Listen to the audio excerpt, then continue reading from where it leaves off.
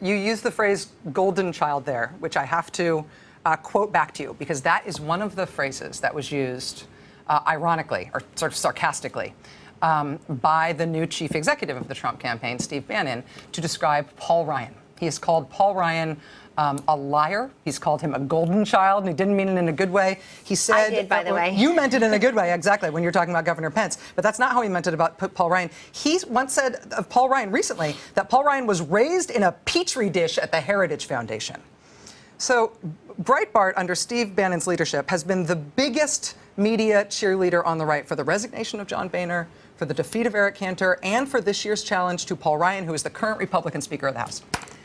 How's it going between Speaker Ryan and your campaign since Steve Bannon came on board?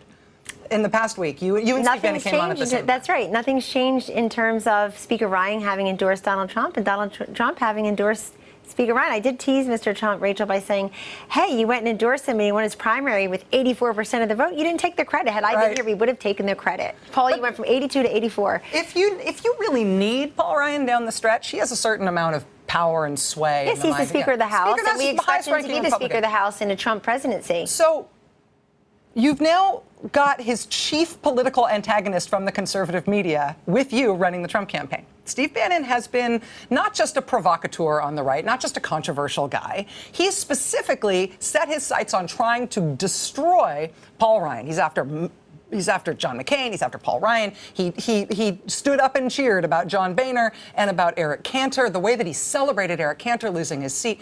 I understand if you're a Republican insurgent, why that must be very exciting. But if you're the Republican Party, if they're going to be responsible for a lot of the ground game and all of this stuff, how could they work with him?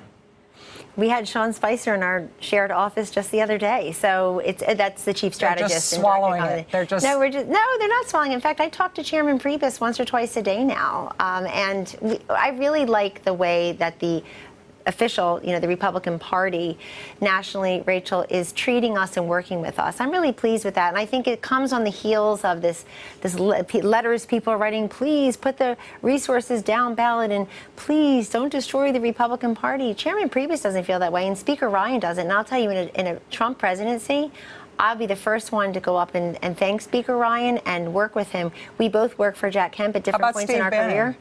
Oh, he'll do it too, Steve. Yeah, he'll do it too. After doing everything he could to destroy him.